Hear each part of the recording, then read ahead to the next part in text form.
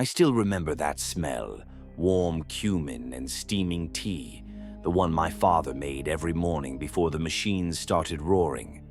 We used to live on the Kestrel Reach wind farms, long steel arms slicing the sky, wires singing with the wind, a lullaby every night. That memory always comes back when I'm in the reclusium, checking my bolter's chamber, the scent of oiled metal, the faint warmth of sanctified cloth. And somewhere deep inside, that same old song of cumin and tea hums again. My name used to be Kellen. Now the records say Brother Averick, Blood Raven's 4th Company. They tell people we're angels, sons of the Emperor, wrapped in blessed armor. And in the cathedral mosaics, we shine like gods.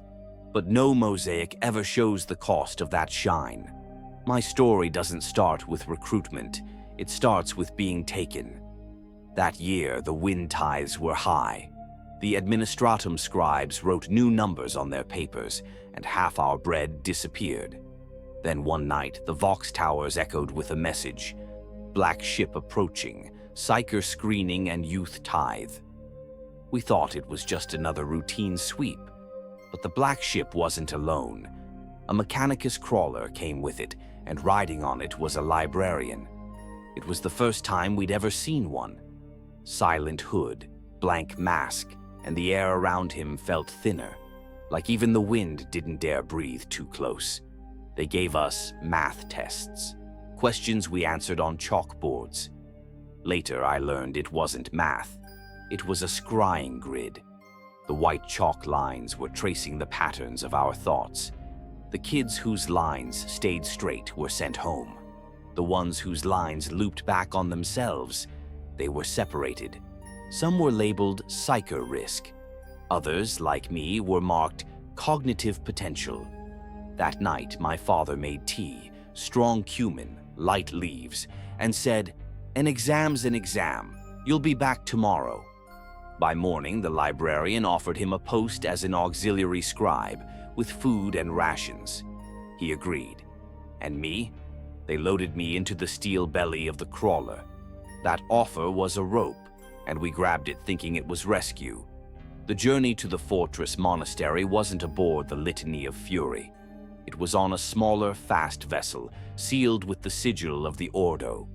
There were 2 rooms, one where we slept, and another where all you could hear was a low humming, like the wind trapped in a single note.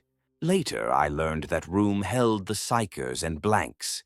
The air was thin because prayers were being whispered without tongues. We were still lined up on the mid-deck when the Vox horns came alive, and a cold, flat voice echoed, "Stand by for screening." The Vox horn crackled again. "Aspirants, prepare for the interstice." Interstice. It means something that's not quite arrival, not quite journey, a place in between where a person either passes through or gets left behind. They led us down a long corridor. The walls were covered in cog sigils and skull reliefs, the metal glinting dull and brown like old blood. At the end were 2 identical doors, both marked with the same inscription, Laborum Fides. Work is faith. The only difference was the small plates under their knobs. One said air, the other answer. A servo skull floated up and gave the briefing in a flat, metallic tone. One door opens immediately, but the air inside is thin. The other provides safe air, but only after you give an answer. One drawn directly from your mind, without words. If your answer is incorrect, the door will still open. But one of your memories will be sealed. Someone asked, "Which memory?" The skull rotated slowly and replied, "Operationally irrelevant."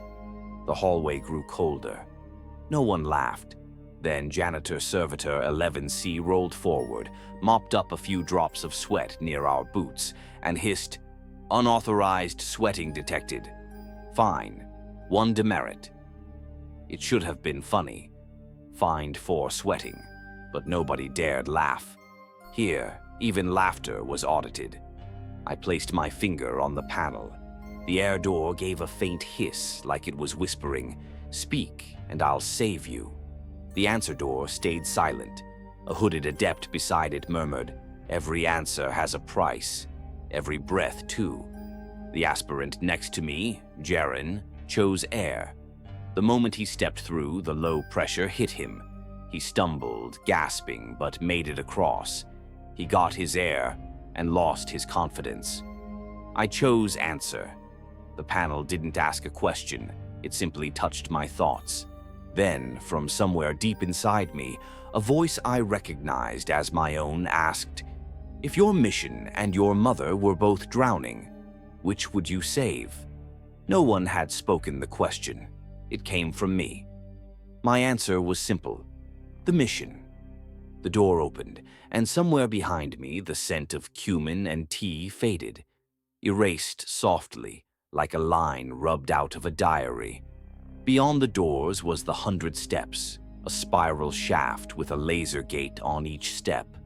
The instruction was brief: take a step every 5th breath. An aspirant asked, "How do we keep count?" The servo skull replied, "By obedience." When one boy breathed too fast, Servitor 11C glided over and tagged his chest with a slip labeled "Untidy Inhalation." We realized breathing itself was part of the syllabus. The first 20 steps were fine. By 40, your thoughts started to flicker. By 60, one boy, Pell, lost rhythm. He gasped too soon. Alarms flared. He was lifted away by drones through a side hatch. "Withdrawn for medical re-education," announced the skull with the cheerfulness of a commercial jingle. No one spoke. Our faces became walls. I thought of my father's fan, that brief second of cool air on hot nights. When life turns into an exam, even breathing becomes an act of faith. I made it. At step 100, my lungs burned, but the rhythm held.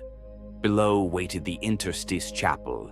Inside stood a small AI casket, Sister Harmonia. Her vox was both harsh and gentle. "Aspirants, welcome. I am either alive or archived. Testing will decide." Someone asked, "How can you be both?" She replied, "If you remember me, I live. If you forget, I'm archived." Each of us had to recite the catechism with her. Halfway through, she would sometimes glitch. "Error? Was I singing or was that your mother?" Then she'd apologize. "Joke detected. Was it humorous?" We stayed silent. Servitor 11C printed another slip. "Unreported humor." That repetition cut our minds in two. What we remembered stayed alive. What we lost became archived. I could already feel the system marking cumin and tea as operationally irrelevant. But as long as I could still feel it inside, it was alive. Then they took us to a vast sealed hall, the mortuary drill. Briefing: aspirants will undergo borrowed death. The word death made a few faces tighten. The servo skull continued calmly. For 2 hours, your vital signs will enter a simulated death signature: slowed metabolism, masked heartbeat, dampened nerves. You must carry this false death across the hall. Anyone left behind will be placed in a cathexis box and archived. In the center, dozens of steel stretchers waited, each holding an unknown aspirant. Strangers. "Pick one," the skull said. "Carry him. He will die in your arms. Keep moving." Someone whispered, "What exactly is expected of us?" The answer came cold and precise. "You will not pray. You will not stop. You will not feel." The doors opened. Cold air poured in, sharp, medicinal. The lights dimmed. Over the vox, Sister Harmonia spoke. "Am I alive or archived? Begin." I lifted a boy named Seth. He had a faint smile on his face, like he was saying, "If forgetting were easy, training wouldn't be hard." 10 minutes later, his pulse went flat. According to the system, borrowed death had begun. But in my arms, it felt real. Behind me, another aspirant, Neros, collapsed. His bearer lost his grip. Servitors slid in silently, lifting the limp body into a steel box labeled Archive humorous anecdotes. That label was real. Maybe a leftover tag from some old storage, but still darkly hilarious. Someone's entire life reduced to a shelf of anecdotes. That was the test, carrying death, even when it pretended to be fake. Many broke before halfway. Some dropped their loads, hoping to lighten their burden. But the corridor was narrow, 2 lines only. Leave someone behind, and they were cathexist, archived forever. I kept walking, my mind counting the rhythm. Breath, step, step, breath. When my muscles screamed, Sister Harmonia's voice softened into a lullaby. If you remember me, I'm alive. Then she paused, almost shy. Was that permitted?